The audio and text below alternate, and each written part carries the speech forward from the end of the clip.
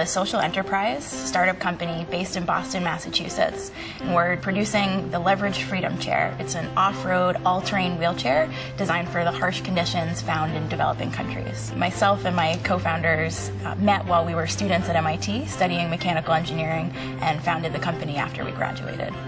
I kind of fell into a project of assessing wheelchair technology for an organization that teaches people how to make wheelchairs in Tanzania. And what struck me during that summer is that the products that were on the market left a large gap, particularly for people who lived in village areas. From the time that we've all spent abroad, we've really gotten to understand the challenges that people are facing.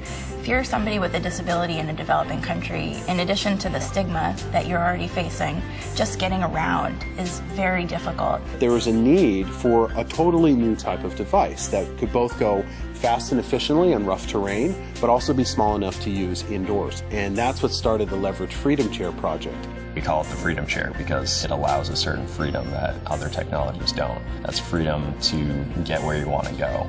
That's freedom to hold a job. Our goal at Grid is to make products that meet the needs of users. SolidWorks is a natural extension of that ideation process. We've got a design problem and functional requirements that we want to reach. We need it to be rugged. We need it to go off-road. We need people to be able to use this thing all day. A lot of the dimensions and features of a wheelchair are interdependent. You want to have the center of gravity in just the right spot, but moving it affects the size of almost every tube on the chair. And SolidWorks allows us to just change in a couple of numbers in the sketch, and having everything update gives us the flexibility to make the right decision and not just the easy decision.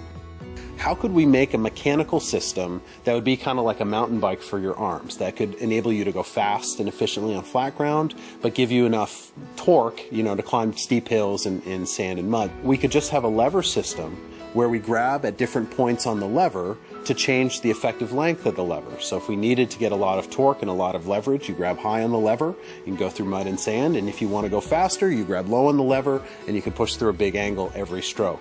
As we were traveling across the developing world, we saw just how common bicycles were. Everything that moves on the LFC is a bicycle part. It's something that is really inexpensive, but also very precise.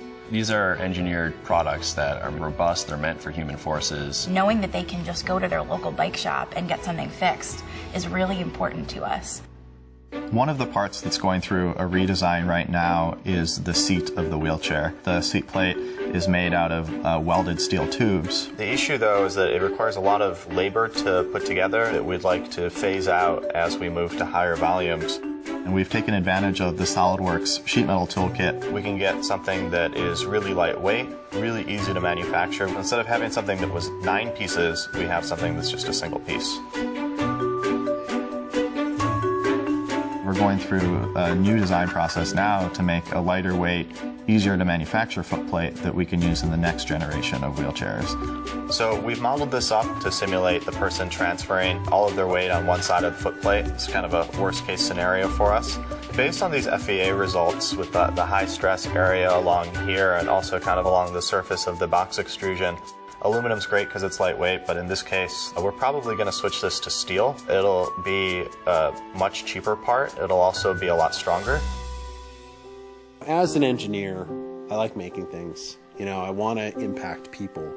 But with this project, we witness impact on people, very much firsthand. I remember one guy in particular, his name's Ashok. He lives in Jaipur in Rajasthan. Several years ago, he fell from a tree and sustained a spinal cord injury. Until that point, he had been running a really successful tailoring business in his small village. He was sent home in a very standard conventional wheelchair that he just couldn't push down the road to get to his shop. He went from being the breadwinner of his family to a burden. When we met him, he got in his LFC and he started racing around, and the very next day he went down to his shop and reopened it. He's back in business, he's taking care of himself and he's taking care of his family, and he's showing everybody how independent he is. For us to be a part of that is just amazing, and I want to bring that to as many people as we can.